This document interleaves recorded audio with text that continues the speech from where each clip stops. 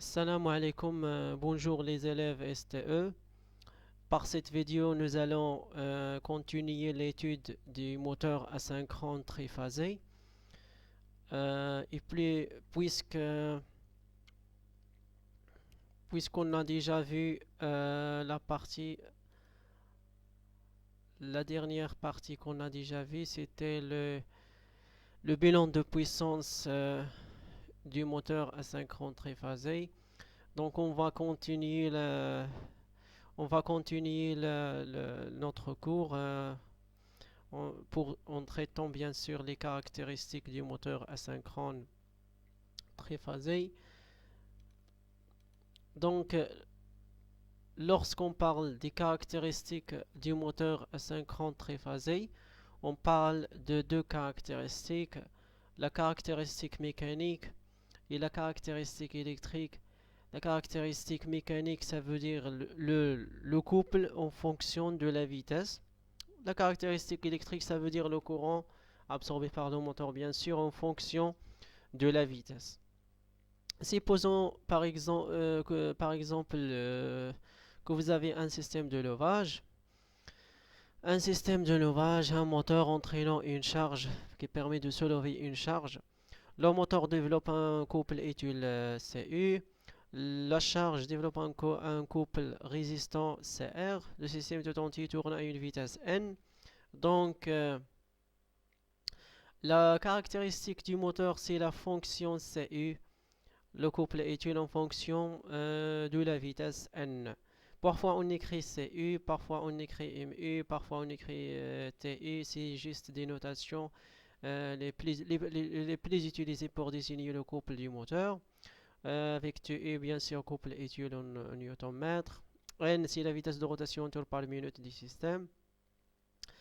La caractéristique mécanique de la charge, c'est la fonction Cr, le couple résistant de la charge en fonction de la vitesse. La caractéristique électrique du moteur représente, c'est la fonction du courant absorbé par le courant absorbé par le moteur en fonction de la vitesse de rotation du moteur. Donc, on peut trouver bien sûr ces caractéristiques sous forme des équations ou bien sous forme des courbes. Avec n bien sûr la vitesse de rotation en tours par minute et le courant en ligne absorbé par le moteur. On commence par la caractéristique mécanique de la charge. Généralement, l'expression du couple résistant des charges s'écrit sous la forme Tr égale à K fois oméga oméga à la puissance n, avec n appartient à z. Donc, on peut trouver des charges dont le couple résistant varie de cette façon. C'est un couple, ça veut dire, c'est par exemple Tr égale K fois oméga au carré. C'est la fonction x au carré. Donc, par exemple, il y a des pompes dont le couple résistant varie de cette façon. On peut trouver des charges dont le couple résistant varie, qui est directement proportionnel à la vitesse. Il est directement proportionnel à la vitesse, par exemple, Tr égale K fois oméga, sous forme d'une droite. Par exemple, les mélangeurs, les mélangeurs présentent un couple qui est directement proportionnel à la vitesse, oméga. On peut trouver des charges dont le couple résistant il est constant quelle que soit la vitesse. Donc, par exemple, les systèmes de levage présentent un couple résistant qui est constant, quelle que soit la vitesse d'entraînement. Et on peut trouver aussi des charges dont le couple résistant diminue en fonction lorsque la vitesse augmente. Ce sont des charges de puissance constante qui demandent les puissances constantes. Le couple diminue, la vitesse augmente, donc la puissance reste constante. Par exemple, les compresseurs. Ça, c'est juste des exemples des charges entraînées qu'on peut trouver en industrie, entraînées par des moteurs, ainsi de suite. Donc, selon bien sûr le type de la charge, on va choisir le moteur et on va déterminer le point de fonctionnement. Donc, exemple de caractéristiques électriques du moteur et de caractéristiques mécaniques du moteur. La caractéristique électrique du moteur, c'est la fonction I, le courant I en fonction de la vitesse. Au début, au démarrage, le courant égal à 6 fois le courant nominal. Ça veut dire 6 fois le... Ça, c'est juste un exemple. Le courant de démarrage égale 6 fois le courant nominal. De plus la vitesse augmente, le courant absorbé par le moteur diminue jusqu'à ce point dans lequel le courant égale le courant nominal et la vitesse égale la vitesse nominale. Ce point s'appelle le point de fonctionnement nominal du moteur. Le point de fonctionnement nominal du moteur. Le deuxième point, on a le deuxième point dans lequel la vitesse égale la vitesse de synchronisme ns et le courant égale le courant I0, le courant absorbé à vide. Ça c'est le fonctionnement à vide, le point de fonctionnement à vide, puisque le moteur absorbe un courant à vide I0 qui s'appelle I0 et tourne à une vitesse ns. On passe à la caractéristique mécanique. La caractéristique mécanique du moteur, c'est le couple du moteur CU en fonction de la vitesse. Au démarrage, le couple de démarrage CD égale 1,5 fois le couple nominal. Le couple, de plus la vitesse augmente, le couple moteur augmente jusqu'à une valeur maximale qui s'appelle le couple maximal, qui est égal dans cet exemple, égal 2 fois le couple nominal. Lorsqu'on atteint le couple maximal, le couple moteur commence à diminuer jusqu'à l'intersection avec ce point, l'intersection avec le couple résistant de la charge, ainsi de suite. Donc ça c'est juste un exemple de caractéristique d'un moteur. On peut trouver des moteurs dont le couple de démarrage par exemple égale 2. Bien sûr, en utilisant les catalogues, on peut directement déterminer le couple de démarrage. On peut déterminer la vitesse nominale du moteur et le courant de démarrage. Par exemple, pour son moteur LS80DL, le courant de démarrage est sur n égale 5 fois 5,3. Donc, ماشي بحال هذا 6. هذا 6,6 fois n. C'est juste un exemple. Donc, et le couple de démarrage MD sur MN égale 1,8. 1,8, ça veut dire le couple de démarrage قلنا 1,5. يعني هذا لو رابور هذا كيتبدل على حسب لو تيب، على حسب لو موتور، la référence ديالو ainsi de suite. En utilisant un catalogue, on peut directement déterminer le couple de démarrage et le courant de démarrage. Donc, la caractéristique mécanique du moteur, pour déterminer quelques notions qui sont très importantes dans cette caractéristique. Le premier paramètre à prendre en considération, c'est le couple de démarrage du moteur. Dans cet exemple, égale 1,5. Le deuxième paramètre, c'est le couple résistant au démarrage de la charge. Ça, c'est la caractéristique de la charge. La caractéristique de la charge, bien sûr, et la caractéristique du moteur sont tracées dans le même graphe. Donc, le couple résistant au démarrage, c'est RD. La condition de démarrage, c'est quoi? C'est que le couple moteur de démarrage doit toujours être supérieur au couple résistant de démarrage pour assurer le démarrage du moteur. Si le couple moteur de démarrage inférieur au couple résistant de démarrage, dans ce cas, le moteur ne peut pas démarrer. Donc le démarrage sera impossible. Donc si je veux déterminer si le démarrage il est possible ou non, je dois comparer ces deux paramètres dans une application par exemple. Donc le troisième paramètre, c'est le couple maximal. Le couple maximal du moteur. Dans cet exemple, le couple maximal égale 2 fois le couple nominal. Le couple nominal.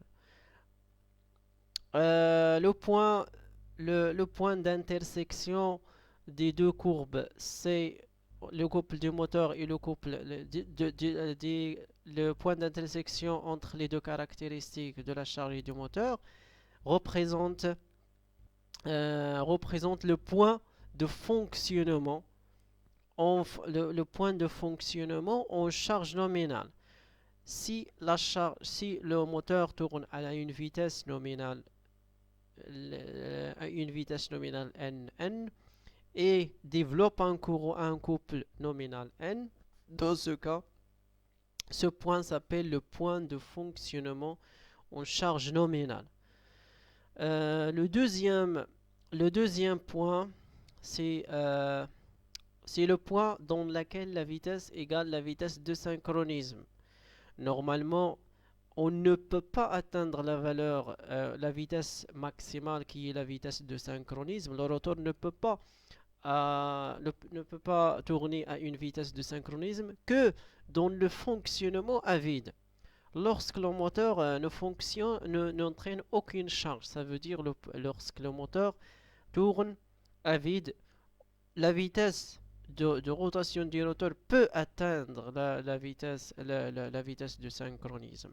Donc les caractères, il faut distinguer ces deux points de fonctionnement, le point de fonctionnement en charge nominale et le point de fonctionnement à vide. Le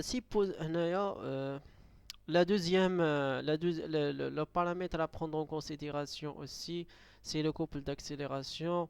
C'est la différence entre le couple de démarrage du moteur moins le couple de démarrage de la charge. Donc, pour le fonctionnement en charge, si vous avez une charge, le moteur absorbe bien sûr une puissance puissance électrique, et développe une puissance utile au niveau de l'arbre de sortie. Donc PU qui est égal à SCI fois oméga, avec oméga en radian par seconde égale 2P fois N en tours par minute sur 60. Donc la puissance d'entrée PA égale PU plus la somme des pertes. Et la condition de démarrage, c'est ça ce que vous devez retenir. La condition de démarrage, il faut que le couple utile de démarrage du moteur doit toujours être supérieur au couple résistant de démarrage de la charge. En fonctionnement à vide, le moteur n'entraîne aucune charge. Donc le couple utile égale 0. Ça veut dire la puissance utile qui est égale à CU fois oméga. Donc ماشي oméga fois oméga S. Normalement fois oméga S parce que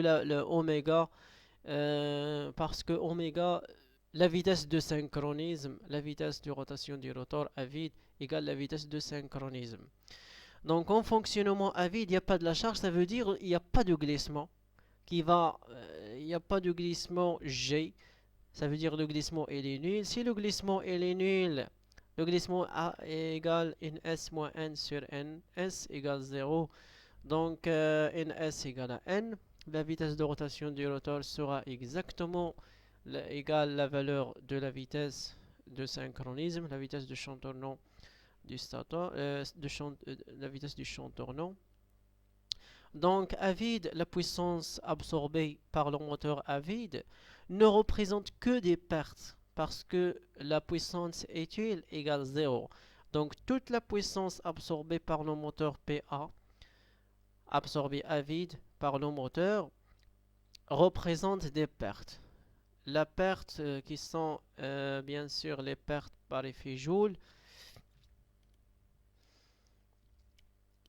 Donc la puissance, toute la puissance absorbée par le moteur à vide représente des pertes par joule statorique Pg0, les pertes joule statoriques à vide, plus les pertes fer statoriques, plus les pertes mécaniques. Puisque bien sûr les pertes joule rotoriques égale 0, puisque le glissement égale 0, PGR égale G fois PTR, G égale 0, donc les pertes joule rotoriques sont nulles. PFR égale 0 car la fréquence du courant rotorique égale faible. On néglige la fréquence des courants rotoriques. Donc, on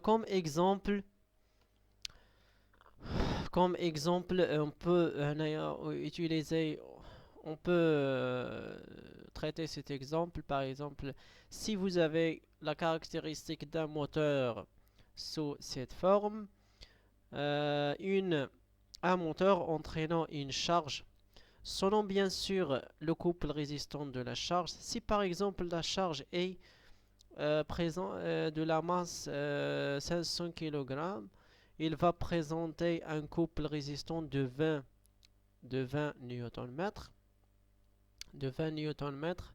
C'est un système de levage. Le couple résistant, il est constant.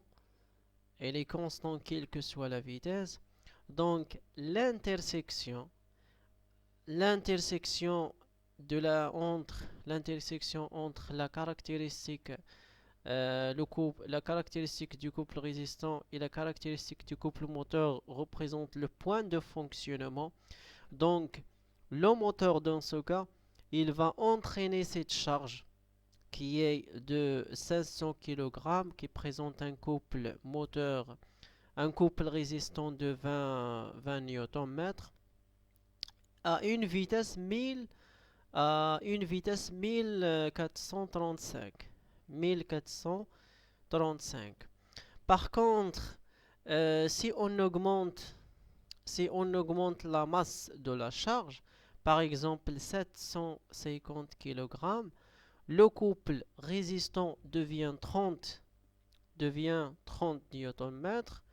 L'intersection avec la caractéristique du moteur, on va trouver que la vitesse de rotation sera égale 1400. Donc la vitesse diminue. Si on augmente le couple résistant de la charge, la vitesse d'entraînement diminue. Par contre, si on augmente pour une troisième fois la masse de la charge jusqu'à 1,25 tonnes, qui est équivalent à un couple qui est égal à 50 Nm, on va trouver que le couple résistant R3 il est supérieur au couple de démarrage du moteur. Dans ce cas, le démarrage sera impossible parce que bien sûr TR3 il est supérieur au couple résistant au couple de démarrage du moteur. Donc ça c'est juste un exemple. C'est ça pour déterminer le point de fonctionnement. On travaille sur bien sûr la zone étude pour déterminer est-ce que le démarrage il est possible ou non. Je dois comparer toujours le couple résistant avec le couple de démarrage du moteur. Pour que le démarrage soit possible, il faut que le couple d'accélération soit positif. Ça veut dire le couple d'accélération égale toujours le couple de démarrage du moteur moins le couple résistant. Il faut toujours que le couple d'accélération soit positif pour que le démarrage soit possible. Donc, ça c'est un exemple, ça c'est une remarque à prendre en considération aussi. Euh, Par exemple, si on modifie l'alimentation du moteur, la courbe en rouge représente la caractéristique du moteur lorsqu'il est alimenté avec une tension 400 volts. La caractéristique noire représente la caractéristique du moteur lorsqu'il est alimenté avec une tension de 183. Ça veut dire 400 U sur racine de 2. Qu'est-ce qu'on remarque ici? On remarque que le couple maximal, il est divisé par 2. Le couple maximal précédent, il est divisé par 2. Donc, lorsque la tension il est divisée par racine de 2 et le couple maximal le couple maximal et le couple de démarrage aussi divisé par 2. Donc, on peut dire que le couple étude égale à K fois U au carré. Ça veut dire qu'il est directement proportionnel au carré de la tension d'alimentation. Pour cela, si par exemple on prend, on alimente, si par exemple on alimente un moteur, les enroulements d'un moteur par la tension 400 volts, ça veut dire on réalise un couplage triangle pour ce moteur dans un réseau de 400 volts. Le couple éthyle sera le couple éthyle TU sera égal le couple de démarrage. Sera égal le couple éthyle sera au démarrage le couple éthyle sera égal le couple de démarrage TU. Si on diminue la tension, V égale si par exemple on réalise un couplage étoile, on diminue la tension appliquée au bord des enroulements, ça veut dire 230, on divise la tension par la sin 3. Le couple sera égal le couple précédent, le couple de démarrage le couple de